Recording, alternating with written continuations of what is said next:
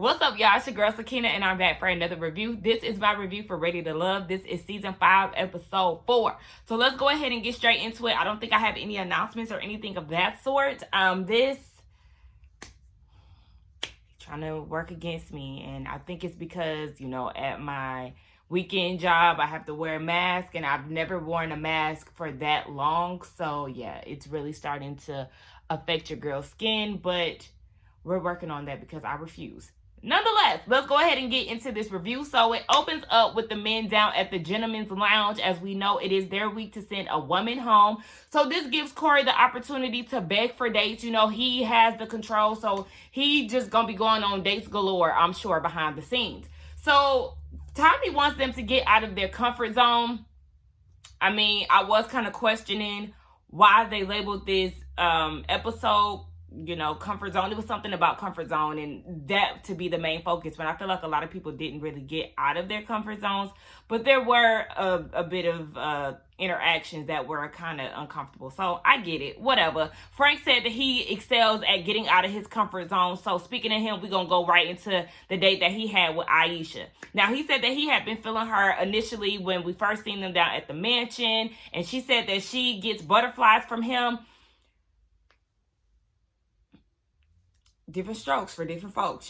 Frank gives me, he looked just like that when he was younger, but now he has a beard, so that's what gives him that grown-up look. But I don't know why, every time I see him, I could just imagine him in elementary looking the exact same way. So, yeah, he did admit that he admitted that the connection was there right away, and they get into the photo booth, and they was doing all this flirting and, taking pictures. Aisha was real rough with that man's head. She was all on his head. That had me weak, y'all. I don't know why. I had to rewind that twice. She was real rough on his head. Like, girl, you getting a little too excited in here. He kissing her on the cheek and all of that. And she did say that she likes him, but she wants to dig a little deeper. So they had a little conversation about how basically he sees her. He likes the way that she carries herself. He loves the fact that she's all about her kids. She has a boy and a girl. He mentions their ages. He said that she's very well-rounded. So, he is feeling her. And I guess the chemistry is there. Do I necessarily see the chemistry? I see the flirtiness, but could I see them walking away at the end? Not really, but then, shit. Majority of the people on this show don't walk away together anyway. So moving on to Carrie and Tyrone. Remember, Carrie wanted to have the conversation with Tyrone about why he just left her in the cold and didn't give any type of explanation, but explain how he felt to Shiloh, who we learn is his new interest in Carrie's replacement. But anywho, yeah, she wants to have that conversation with Tyrone. And I'm sorry, y'all, I have a stand in front of me with my notes because my iPad is dead. But she just felt like she was mishandled with the whole situation, and she felt like he could have handled it a lot different. So he said that things started to go downhill with her aggressiveness. And he goes into explaining how he felt, but the situations that he explained did not give aggressive. He said that he asked for Shiloh's number in front of her at one of the mixers, and he didn't like her body language, and he didn't like the fact that some of her feelings that she was giving off was making him feel uncomfortable. Where's the aggression? Because I didn't see that. What you're describing is not aggressiveness. And I like the fact that she corrected him. I don't like that word. And I don't like that word being described or being used to describe a black woman either. Just black people in general. Look, if the shoe fits sometimes, then I understand you do have to use that. However, this right here, no, you're mislabeling her. And I don't like that. And just like she said, it's me showing interest. It's not me being aggressive. So then he said, well, I went on a date. And later on that night, around midnight, you asked me how it was. I guess he fell asleep and he didn't answer. So the next morning, he woke up to a text with her asking, are you still interested? Now that right there, sis, that's giving a little thirst.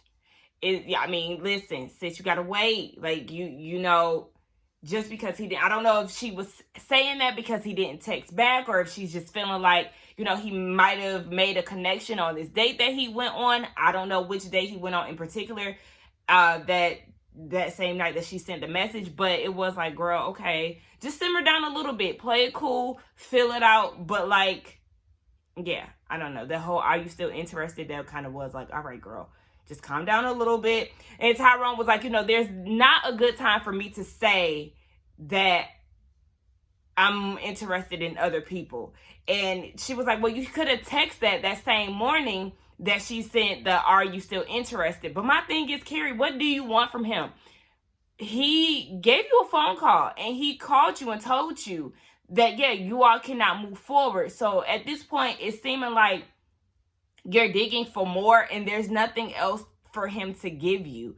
I just felt like she just left that conversation with just unnecessary information. She should have just took it for what it was. He said that he wasn't interested in moving forward with you.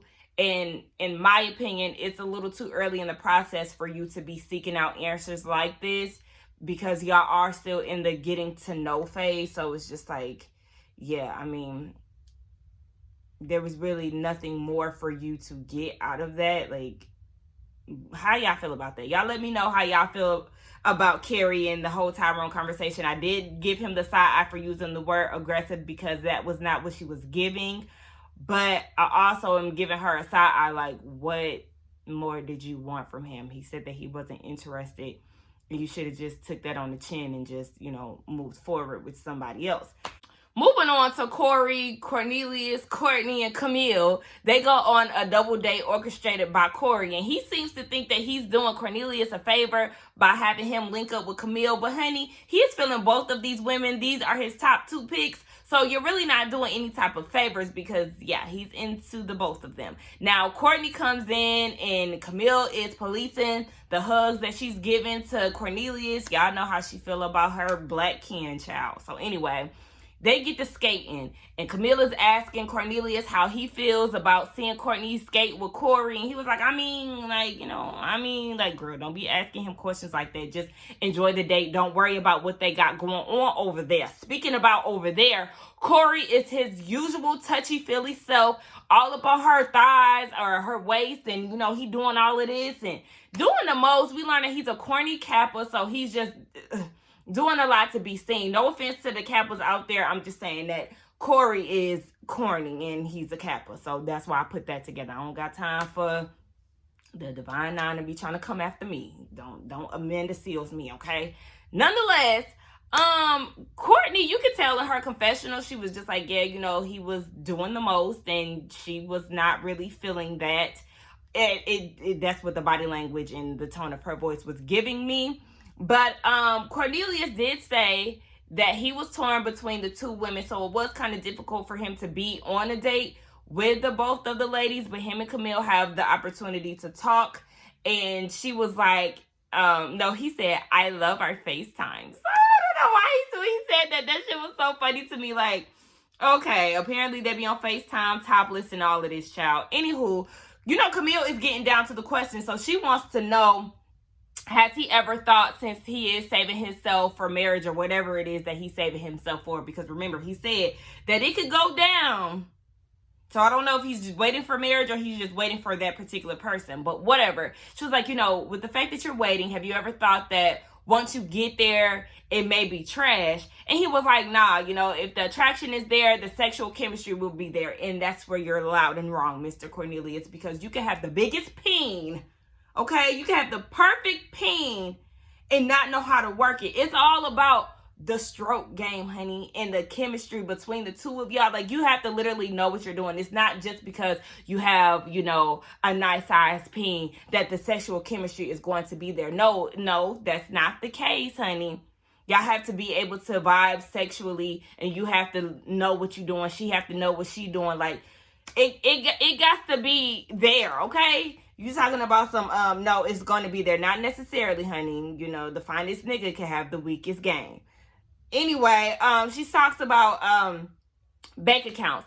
She likes to get down to the nitty gritty real early. Remember, she had asked Walter what his credit score was last episode. So, she want to know if he got M's in his bank account. And he was like, well, I'm debt free. Miss Camilla's not, because she has all of these degrees. And he was like, yeah, I invest. I got 401k. I got IRA. Baby is debt free. He's handling his money responsibly. And, this makes her, moist, I guess. And she getting all cuddly with him. And she's saying in her confessional, oh, well, he's definitely adding checks into the pick-me box. So we learned that she has this pick-me box. And I'm like, girl, but who else is you picking? Because you don't have any other options. You're laying all of your cards out on the table for Cornelius. You don't have any other options. So this pick-me box that you're talking about, ma'am? No, ma'am. Now, he looks over at Courtney and Corey, and she's feeling some type of way about it. Like, don't be looking over there. In his confessional, he said, all of that, her interest in me, that's flattering, but I got to keep my eye on her because, this overprotectiveness she may have over me, he ain't feeling that, because he still wants to have the opportunity to get to know the other ladies. And we know that the ladies do have an interest in Cornelius, as they showed last week in the ladies' lounge. Child, good luck for that, because she's already there with her possessiveness. So, yeah. As far as Corey, he's asking Courtney, what's going on? How do you feel about me? And she was like, yeah, you definitely had your eye on a lot of ladies the first day that we met. We already know the ladies had done jumped on him down at the mansion. And they start having a conversation, right? And she's trying to get to know him and explain herself. And he's touchy-feely again. He has his hands all on her waist. He's all close and personal. And I'm like, back up. I notice he acts stuff like this. He does stuff like that and then asks, is this making you uncomfortable? You should ask, is it okay for me to get closer, before you actually start to motion in on me? Like, I just can't stand the pushing up. So he gives his opinion on how he feels about being in a relationship. He basically wants a one and done. And then he goes and says, we ride together, we die together. It's bad boys for life. Like, that's what I was getting. Like, if you don't get out of here quoting movies and shit, talk about love for life, get out of here, corny. Like, I cannot stand him. So then he goes and tries to woo her with a bouquet of flowers. And, she's smitten by this the same way Moomin was smitten by him changing her attire. And I'm just like, oh my gosh, why are y'all impressed by the bare minimum? Because now she's saying in her confessional, she's seeing a different side of him that she wants to get to know more of. Because he went down to Walmart, Target, or Kroger to get a bouquet of flowers, this is what's making y'all want to get to know him a little more. It's the bare minimum for me. Speaking of Moomin, she goes on a date with Walter, which I was very surprised to see. He said that they really kicked it off at the mansion. So they've been in communication and all of that. Now they go down to this flower garden. I said, okay, Walter. Flowers. Trying to act like he knew what the hell he was talking about. Really, he was just reading the signs. Look, you got to fake it till you make it. Nonetheless, yes, Moomin is there, and she said that she loves the fact that he has a diverse conversation. Like, they can pretty much talk about everything. He said that he wants kids, he wants marriage, he wants to do it in the right order. And then they start talking about their dads, and he said that his dad lives in the Philippines. I don't know if he's Filipino or not, but that's where his dad is, and they really don't have a close relationship with each other. He tried to reach out and, write a heartfelt letter about how he feels about his dad and I guess where they are. And his dad was like, I'm with your sister, honey. He just blew him off, and really didn't have too much to say about the letter that Walter had wrote to him. So then Moomin takes this time to talk about her dad and said that they're not really close like that, and this kind of affects the way that she attracts the men in her life. So she's done the work to kind of prevent daddy issues from happening. And then she goes and says, I can't believe I'm telling you this. Girl, what are you talking about? I can't believe I'm telling you this. You didn't say anything shocking, anything too revealing. It just gave me an Amber T from last season. Remember how she was acting when she told Chris that she was in the attorney, like she's an attorney and she's gotten all these degrees and she doesn't like to talk to men about that and all of that. It gave me like a pick me energy, like, oh my gosh, look, I'm sharing something deep. and I'm being vulnerable with you, and I never do this with anybody. Like, it's something about you. Like, that, I don't know. That's just what it gave me. Y'all let me know what y'all think. Am I reaching, or did y'all get the same vibe? Because it was just like, girl, you did not say, you're not the first person to express that they have daddy issues or they weren't close with their dad. Like, there was nothing in that story that just made me feel like, oh my gosh, thank you so much for your vulnerability. Like, I just love that. Y'all let me know what y'all think. She called him Zaddy on their way out. I was like, ugh, girl, your daddy issues might be front and center because, yeah, Walter is older than you. And he's talking about some, come on, Zaddy. Y'all know how I feel about calling men daddy, Zaddy, and all of that. That shit is weird, especially with a sexual reference. Why would... I'm not going to keep getting into that conversation about why women need to stop calling men daddy or Zaddy.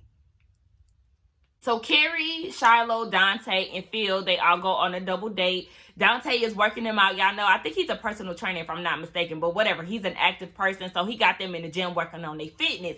Carrie is me, honey. You gotta fake it till you make it, but at the same time, if I'm struggling, baby, I'm struggling, okay? I thought it was actually cute, like the banter between her and Dante, but we quickly learned that they do not have any type of chemistry, honey, because once Phil and Shiloh went their separate ways, it was Dante and Carrie left, and she's just spitting out basic questions that really did not spark any interest in Dante. She was asking, do you want more kids? Girl, he got enough kids. Don't ask him. No. What you need to be asking him is, did he get a vasectomy? Because that's what he needs, okay? He's just spreading the peen worldwide, and it's a no, ma'am. You don't need to be asking him that. So then she asked, does he want to get married? And all of these, basic questions. And it's just like, girl, he's not feeling you. You know that he knows that. Like, it's not there. Now, in the other room with Shiloh and Phil, they're having a conversation. And is it me? Or did y'all notice that Shiloh, she definitely leads with her sensuality. Like, it's always about what she can do, like how she's discreet with her PDA. And, I'll just do something like this. And I like to do that. I want to read something off the menu and describe it as I'm feeding it to you. Like, where's the conversation about like who she is? She definitely leads with her sensuality, and I love a confident woman. I love, the sensualness of it all. Like, I do like that, but I just need more from her. She's definitely leading. It's like, girl, are you trying to plug your business? What is this, girl? Can we get more of who you are as a person? And somebody in my comments did say that they think that that's her real hair, because I said that it was very crunchy and it was giving me very cheap hair pack down at the beauty supply store. I think that is her real hair. I think she needs to lay off the gel because it looks crunchy. No, ma'am. Like, you got to do something else with that. Anyway, Phil was asking what romantic gestures will give her butterflies, and she said telling her she's beautiful. Okay, it was there or whatever, the little spark, but am I really feeling them? No. Phil and Shiloh, no, they're not really doing anything for me. Moving on to Naeem and Zadia, they go out to make a custom cocktail. I think it's called like Love in Chocolate City. It was something like that. They had the red lights, the blue lights, the setting was there. They had the mixologists, getting them right. It was a vibe. So Zadia asked him, if I was to talk to your friends, how would they describe you? And he said that he's all about his woman. He's very protective over them. He spoils them with love and affection. And she said, well, I spoil myself. I get what I want when I want. Like, I do me. I said, I know that's right, Zadia. I really do like her. Out of all of the women, I will say I like her confidence. Her personality seems good. Like, it's something about Zadia that I really do like. I know that I like to see it in Camille, but they kind of going low on my like list. So anyway, he's very interested in her, and she feels the same way. They feel the energy between the two of them, but he does express to her, I'm interested in you, but I am trying to get to know other women in the process. And I like the fact that he was vocal about it, so she won't be doing the most like Camille is. And I want Cornelius to, verbalize that as well. Like, hey, I like you, but listen, I'm going to be mingling with other people, as she already knows, but I just need him to be vocal about that so she can pipe down. Now we see Frank and Tacia. They go, I don't know if they go to his restaurant or wherever it is that he bartends at, but he was behind the bar and he's making a custom cocktail as well, and he doing all of this. And oh my gosh. He was shaking the shit out of them. Whoa, okay, Frank. Now, this is something that is very random because basically Tacia is not checking for him and he wasn't necessarily checking for her. But that's why I said he's the one that's actually trying to get out of his comfort zone compared to the other guys. They were going on dates pretty much with the ladies that they already had interest in. I guess with the exception of Dante, because he really wasn't into Carrie. And then you could say Tyrone was out of his comfort zone when he had to be confronted by Carrie about why he's no longer into her. So, I mean, that's why I said I guess I can understand why they would label the episode what it is, because there was a little awkwardness going on. Now, this date, Tacia is not feeling him. He ain't really feeling her because she want to keep talking about her career journey and how she was in corporate, how she climbed the ladder very early at the age of 22. She left corporate a year ago. Now she's starting up her own tech company, and I think that's amazing. However, I do agree with Frank. Sis, all of that is good and dandy, and that is a part of you. However, that's not the only part of you that we want to get to know. Who is Tacia as a person? What do you like to do? What are your values? Let's talk about things like that outside of work. Like, it's giving me, we're networking here. Girl, are you trying to plug your business as well? But whatever, that was just a wasted date. There was no chemistry, but Frank tried to get out his comfort zone, so shout out to him. So we get down to the gentleman's lounge and they start talking about who they are interested in. Corey, he likes Moomin, and he likes Courtney, as we already know. He said that he was feeling Moomin since day one. You're lying. You felt her. Look, girl, what? You felt her the moment you seen that she was a damsel in distress and you used that opportunity to ask for a date. You were not feeling her on day one. You was out there working the room trying to get a date out of any and everybody who would say yes. As far as Courtney, yes, we do know that there was, some interaction between the two of them. So I would say out of all the women, you definitely were giving some type of vibe from Courtney, and she was feeling it back. Now,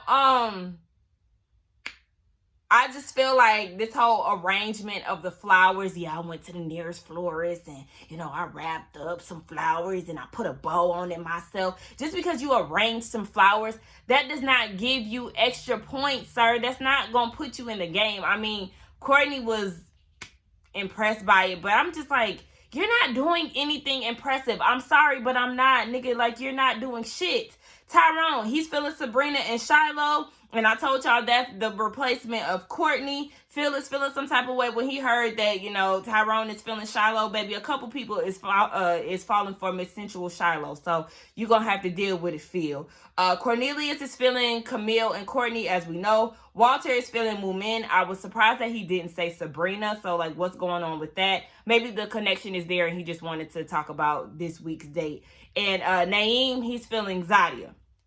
They're not interested in Frank and Naeem. They ain't interested in Tacia. Dante and Tyrone, they ain't interested in Carrie, and Cornelius is not interested in Sabrina.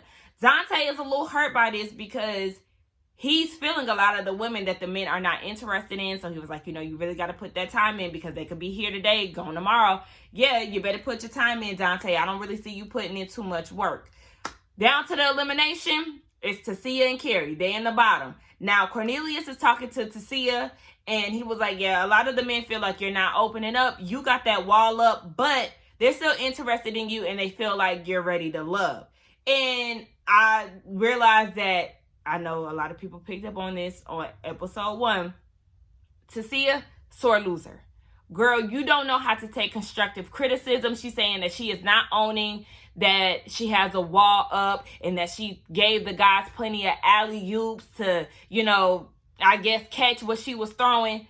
Girl, no, I haven't seen any guys really be interested in her, and the interactions that we have seen it's not really giving what she thinks that it is. Like, no, girl, they're not interested in you. And quite frankly, I feel like she should have been the one to get sent home instead of Carrie. Now, Carrie, she sits down with Naeem, and he was like, other men have stronger connections outside of you. So she had to be the one to go home. And I really hated that for her. I do feel like y'all should have, y'all making the wrong decisions. First of all, y'all still got Corey here. I don't want to see Corey here next week. I do not. And based off of the preview and how he's doing love notes and all of that, send him home. He's doing strategy. It's strategy.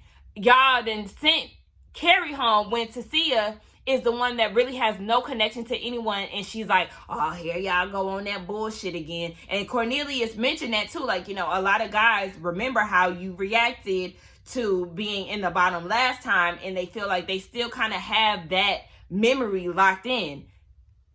Girl, you're a sore loser, and I don't know if she's going to carry that into next week, because remember, she confronted them last week, like, okay, so what's going on? Why y'all put me in the bottom?